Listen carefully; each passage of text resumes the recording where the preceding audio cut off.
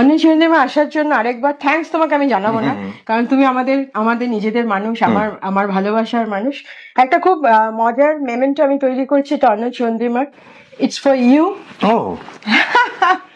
এটা তোমার বাড়িতে আমি দেখেছি হাজার হাজার কাপ, এবং সেটাও সেখানে তুমি একটু রেখে দিও। না তার মধ্যে সুন্দর একটা সংযোজন হলো। Right, thank you for coming and hope for your bestest life.